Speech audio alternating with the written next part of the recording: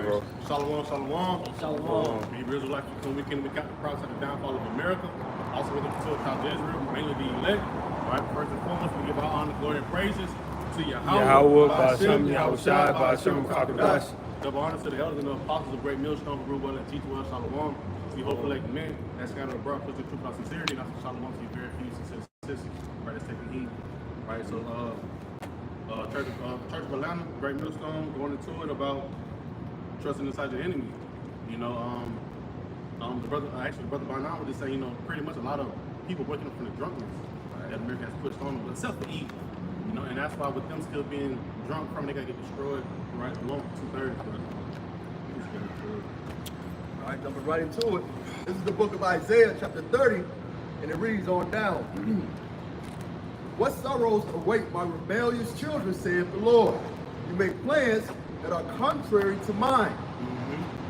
You make alliances not directly by my spirit, thus pulling upon yourselves sin. Right. I was, during the week, it was a lesson that had been brought out. A video that had been viral, she's and her son. It kind of looks scripted, but at the same time, we know it's true. Right? She's on Section 8. Her son wants to get a job. Right. You know? And her son pretty much coming at her at a, you know, not being rude, but at the same time, he wanted his own money. You know, trying to be a young man who grow up. And she was telling him, well, you cannot get no job because we're messing with her Section 8. You know, so pretty much the woman decided that she don't want her son to grow up. She don't want her son to be a GMO and crash out, right? And she also wants to depend on the system. That's a damn shame. Yeah. It is, bro. I couldn't never get the words out of the camera, but yeah, she really wanted her son to be, you know, she kept telling me like, she'll lose her Section 8, you know, all her benefits and stuff like that. So she was pretty much trying to mold him to adapt to the system as well. You know, so further on, I wanted to say like, hey, the same one that even that same type of mindset will be the same one that take the MOTB, because you're stuck inside the web. You saw even how he's groomed you up, right? And that's gonna be adding that sin as well, because you know you got to go off taking that ultimate sin that prerogative, right? The decision inside the flesh. Continued on with the book of Isaiah, chapter 30, continued on with verse 2. For without counseling me, you have gone down to Egypt for help. You have put your trust in Pharaoh's protection. Right, and the thing about it, I serve the prophets be out here, right, to show you the correct way, right, the short and narrow, right? But the thing about it is, you know, the women, mainly the women, right, also the men, right, they rather walk toward the way Esau, you know, because what he's giving you these good benefits, right, pretty much your constellation, right, he's able to pull you far away as possible from your house by shooting out with the glitz and glamour. Continuing on, verse 3. But by trusting in Pharaoh, you will be humiliated, and by depending on him, you will be disgraced. Right, and we've seen that right now. You know, the ones that have been trusting inside Esau Edom, hey, now society is seeing the Israelites, right, us hopefully letting them get up. Right, seen a little podcast talking about, woman was saying, well, I'm thinking about polygamy now. Right. You know, because they see how society's collapsing. You know, but it says at the end, Shalom, at the end of his downfall, you should be humiliated by trusting in Pharaoh. Read that one more time.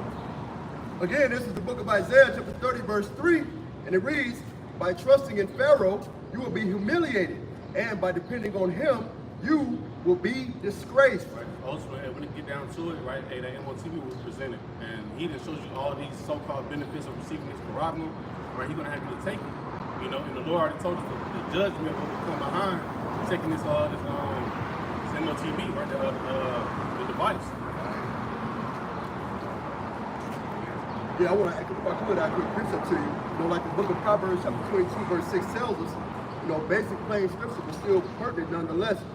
I'll read it in the KJV. Train up a child in the way that he should go, and when he is old, he will not depart from it. You know, those of us that are the hopefully that we're training our children up in the wisdom, knowledge, and understanding of the truth. And the first thing we could do is train our sons to be men early on in life. You know, to get out of the system, get off of food stamps, get off of welfare, get off of WIC, so on and so forth, man. You know, you're teaching them not only the precepts of the scriptures, but to be men. Yeah. You know?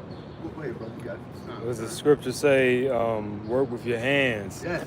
You know, as a man, you're supposed to have you're supposed to have intellectual capabilities and be able to physically, provide for yourself with your hands. You know what I'm saying? That's why, I mean, we close, we almost out of here, but it is wise, like if brothers don't have a college degree, to go get a trade, Go get a trade in the electrical sector or the electric sector or gas sector,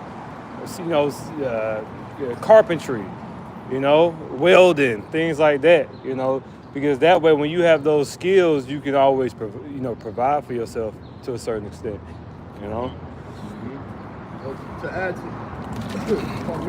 the brother's point, this is the same advice the Apostle Paul gave to the Israelites that's living in Thessalonica. 1 Thessalonians chapter 4, verse 11, it reads, "And that ye study to be quiet," but here's the point, "and to do your own business, and to work with your own hands, as we commanded you." Yeah. So we're commanded as men to be busy, be diligent, working, to be fervent, not only in the scripture, but also working and handling your affairs. And then when you're working and you're diligent in your occupations that you have, it calls you to be a hard worker, a problem solver, and you don't have a bunch of free time. You don't need excess free time. You look at, niggas in the hood, or young black men that don't have skills or not in school, they have too much free time on their hand. Yeah. You know what I'm saying? They just out and about, doing stupid shit. They don't, so, that's not good. It causes you to, be worried about other people's affairs. You got it. When I look at Northern Kingdom, they starting out 6, 7 years old. You know what I'm saying? Working real hard. So by the time they 14, 15, they leaves or wherever they go to. Northern Kingdom ain't really got it like what we say. Tribe of Judah ain't got it like that. Yeah, Tribe of Judah really hit hard. This is 2 Thessalonians chapter 3, verse 10. "For even we were with you, this we commanded you, that if anyone not work, neither shall he eat." Now that's what we're going to relate that the carnal aspect with the spiritual. Those you don't work and you don't receive the benefits, man. Especially doing the work of the Lord, you don't labor, you're not going to receive salvation, you're not going to receive that reward. Yeah. Just like in the world, it's the same concept still applies. Same It thing. still translates. Yeah. All right, you don't want to put in the work for the hours, whatever the case may be. You won't be able to have the power on lights. Yeah. Do what you want to do. Yeah. Because you gotta go to work. We in captivity. Esau is pretty much conditioning people to be dependent on him, And we already know if we dependent on Esau, Edom, we know it's coming at the end of this. Depending on him, right? The MOTV, right? So the Lord's got it to our spirit. Now we know how to work with our hands. We know how to think for ourselves, right? Think for ourselves, yeah. When that time comes, we can depart. I think it says in like Romans 12.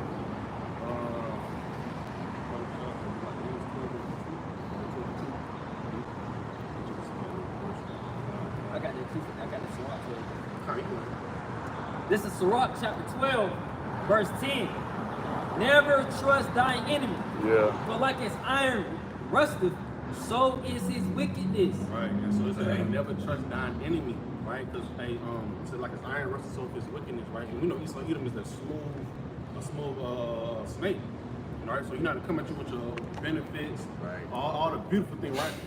What I would like to say, just because it's sugar, don't mean salt look like sugar. Yeah. Because it glitter, don't mean it's gold. Exactly. So you're not to come at you in a flashy way, but the whole time it's really to undercut you.